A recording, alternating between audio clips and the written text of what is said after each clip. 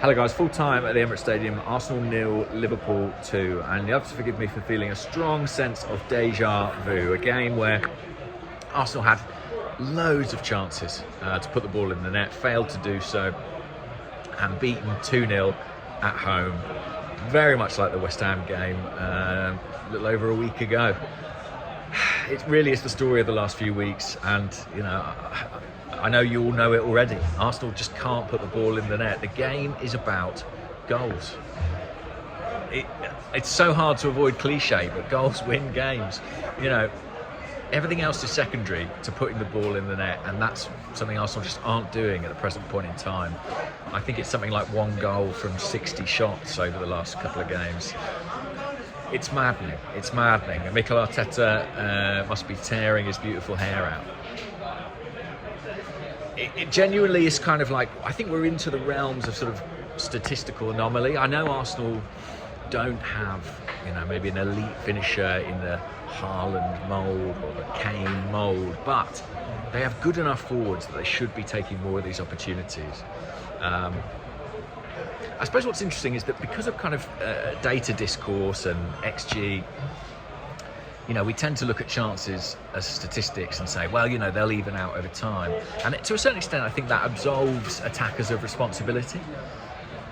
You know, we say, oh, look, as long as they keep getting in the positions, the goals will come. And that may be true, but they have to take those chances as well. It's the most important action on the pitch.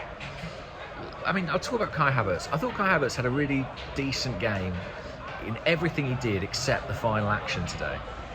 But ultimately, that's cost Arsenal pretty dear. You know, he ran the line well, he held the ball up, he pressed, he harried, he combined. But when the chances came, he and others dithered, didn't show conviction, weren't clinical. You know, it really isn't just Havertz. Reece Nelson should have scored in the opening minutes. Bukayo Saka, I think, should have done better with a number of opportunities. Odegaard hit the bar. Didn't take a shot on at another point when he should have done. Time after time, Arsenal passed up the opportunity to score. And there are games where you can get away with that. I'd say the Brighton game, for example, you know, we got away with it. You're not going to get away with that in a game against a Man City, against a Liverpool. In these big games, you cannot fail to take those chances. And, you know, as it got into the final 20 minutes, neither side wanted a replay. It became a little bit stretched, and Liverpool were clinical in their moments. Of course, it was an Arsenal player who eventually did find the net, with Kiwior heading back towards his own goal. An own goal for him. And then Diaz followed it up, showing exactly what Arsenal have been missing. A really emphatic finish. And, you know, from a player who's not necessarily in Liverpool's best 11. That was striking to me, you know. There'll be a lot of talk about centre forward. What I will say is this: Liverpool without Salah today, and they still started a front three that was Darwin, Diaz and Gakpo. You know, £100 million, £200 million probably front three, and they've got Jota to come on off the bench, and Jota was dangerous. They do have a depth of options in attack. I've said this many times that we simply don't have. But are our attackers good enough to put the ball in the net, given the chances they're creating? Yes, they are, and they're not doing it. And I spoke to Mikel Arteta yesterday in his press conference. I said, you know, what can you do about it? Is it an area where you have less control? He was quite interesting. He said, well, it's the hardest thing to replicate on the training pitch, because it's very hard to reconstruct those scoring scenarios. Obviously the pressure and the psychological component, but even technically or positionally, the positioning of the goalkeeper, the weight of the pass into you, the positioning of the defender. It's hard to work on that stuff.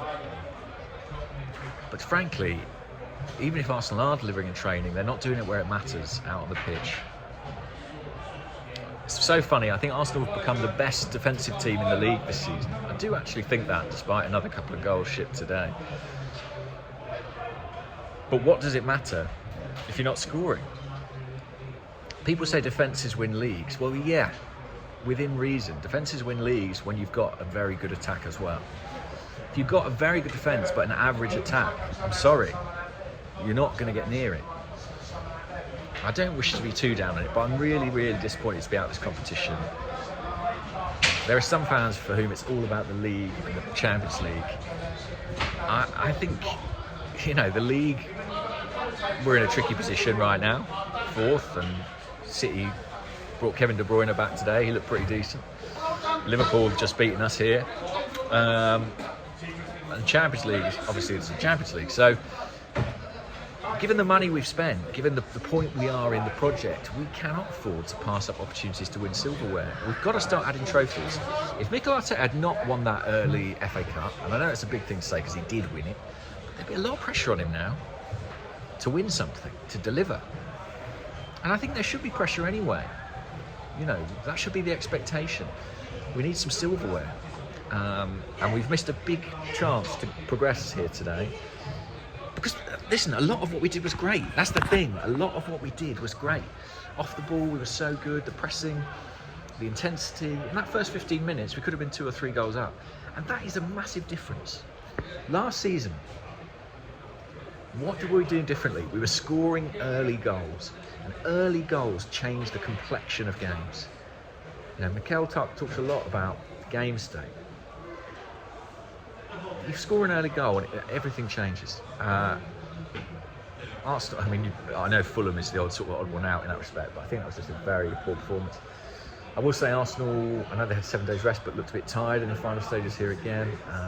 They badly need that couple of weeks, and it will be a full couple of weeks off. I think they're going to go to Dubai for a week. Watching the subs go through their warm down now. Interesting as well, the subs, Smith Rowe took him a long time to get on. If Mikel Arteta is so happy with his current attacking options, why isn't he using them? I'm not saying they're going to go out and buy an attacker in January. I really don't think they are. I don't think they've got the money. I think it would jeopardise their summer plans. And also, I don't really think they need them. It would help, but I keep coming back to the same point. The attackers we've got are good enough to score these chances, and they're not doing it. I'll leave it there, guys. But yeah, very disappointing. Speak to you all soon. Take care. Bye-bye.